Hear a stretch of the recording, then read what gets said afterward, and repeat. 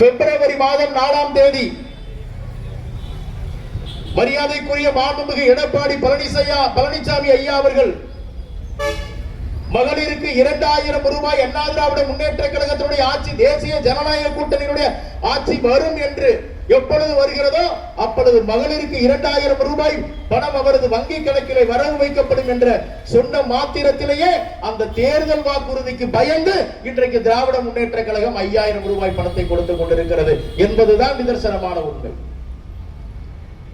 நாம் இன்றைக்கு அரசியல் பேசிக் கொண்டிருக்கக்கூடிய காலகட்டத்தில் பிரித்து பார்க்க வேண்டிய சூழ்நிலை ஒன்று இருக்கிறது. திராவிட முன்னேற்ற கழகம் கொடுத்த 500க்கும் மேற்பட்ட வாக்குறுதிகள் இன்றைக்கு என்ன வாயிற்று என்பதை நாம் சிந்தித்து பார்க்க வேண்டும். திராவிட முன்னேற்ற கழகம் ஆட்சிக்கு வந்தவுடன் கொரோனா நிதியாக 4000 ரூபாய் வங்கி கணக்கிலே வரவு வைக்கப்படும் என்று சொன்னார்கள். இதுவரைக்கும் வரவு வைக்கப்படவில்லை. திராவிட முன்னேற்ற கழகம் ஆட்சிக்கு வந்ததற்கு பின்பாக முதல் இடத்திலேயே நாம நீக்க முடியும் சொன்னாங்க. நீக்குவதற்கு வாய்ப்பு இல்லை என்று தெரிந்த பின்னும் கூட பொய்யானது ஒரு வாக்குறுதி. ஆவின் பால்ல லிட்டருக்கு 3 ரூபாய் குறைக்கப்படும், பெட்ரோலுக்கு 4 ரூபாய் 3 ரூபாய் குறைக்கப்படும், டீசலுக்கு 5 ரூபாய் குறைக்கப்படும் என்று சொன்னார்கள். இதுவரைக்கும் குறைக்கப்படவில்லை. ஆனால் அதே காலகட்டத்தில் மாணவர்களுக்கு, பள்ளிக்கூடத்திலே படிக்கக்கூடிய மாணவர்களுக்கு, கல்லூரியிலே படிக்கக்கூடிய மாணவர்களுக்கு முழுவதுமாக கல்வி கடன் ரத்து செய்யப்படும் என்று சொன்னார்கள். திராவிட முன்னேற்ற கழகம் நிறைவேற்றவில்லை. அதோடு கூட மட்டுமல்ல, அனைவருக்கும், அனைத்து மகளிருக்கும் 10,000 ரூபாய் இல்ல 10 லட்சம் ரூபாய் வரை சுழல் ரீதியாக கடன் கொடுக்கப்படும் என்று சொன்னார். அதுவும் நடத்தல. தேர்தல் காலகட்டத்தில் முதல் வாக்குறுதியாக நாங்கள் மதுக்கடைகளை மூடுவோம் என்று சொன்னார்கள். எதுவும் நடக்கல. இப்படி நடக்கல என்று 500க்கும் மேற்பட்ட வாக்குறுதிகளை கொடுத்து இதுவரைக்கும் நடத்தாத திராவிட முன்னேற்ற கழகத்தினுடைய அரசாங்கம். ஆனால் அதே காலகட்டத்தில் மரியாதைக்குரிய அம்மா அவர்களுடைய காலத்தில் இருக்கக்கூடிய சாதனைகளை நாம் எடுத்து பார்க்க வேண்டும்.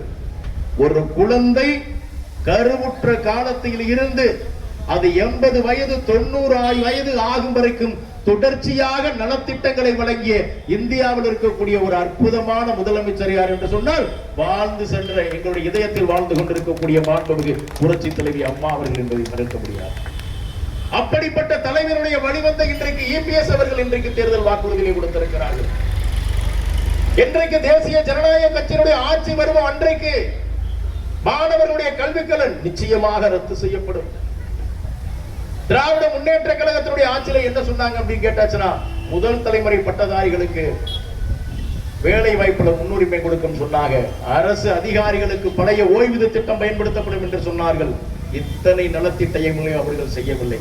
இன்றைக்கு முத்தாய்ப்பாக வாழ்ந்து கொண்டிருக்கக்கூடிய இந்தியாவுடைய மகாத்மா என்று சொல்லக்கூடிய உலகத்தில் இருக்கக்கூடிய ஒட்டுமொத்த தலைவர்களுக்கெல்லாம் தலைவராக இருக்கக்கூடிய நரேந்திர மோடி அவர்கள் இன்றைக்கு ஏழை தாய்மார்களினுடைய கண்ணீரை துடைப்பதற்காக அவர்கள் வேலைக்கு சென்று பார்க்க முடியவில்லை என்று சொன்னாலும் கூட அவர்களது பொருளாதாரத்திலே ஒரு நல்லெண்ணம் கொண்டுதான் இந்த 100 நாள் வேலை திட்டத்தை 125 நாளாக உயர்த்தி கொடுத்திருக்கிறார்கள். அதில் இருக்கக்கூடிய ஒரு முக்கியமான சரத்துக்களை நாம் அவசியம் தெரிந்தாக வேண்டும்.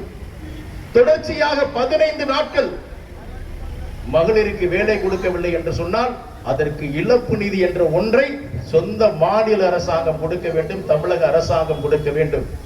125 நாட்களுக்கு வேலை கொடுக்க வேண்டும். ஆனால் இன்றைக்கு என்ன செய்து கொண்டிருக்கிறது தமிழக அரசாங்கம்?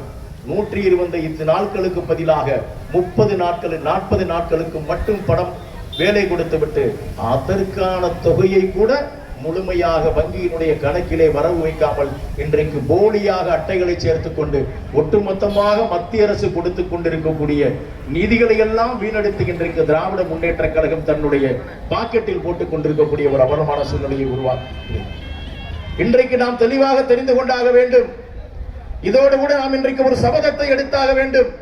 திராவிட முன்னேற்ற கழகத்தினுடைய ஆட்சியை ஆட்சி கட்டிலே அகற்றிவிட்டு அனைத்து இந்திய அண்ணா திராவிட முன்னேற்ற கழகத்தினுடைய தலைமையிலான தேசிய ஜனநாயக கூட்டணியுடைய ஆட்சி எப்பொழுது வருகிறதோ அப்பொழுது இந்த தமிழக மக்களுக்கு ஒட்டுமொத்த நலன் கிடைக்கும் என்பதிலே மாற்று கருத்தில்லை. அதல்தான் எங்களுடைய பாரத பிரதமர் தெளிவாக சொன்னார்.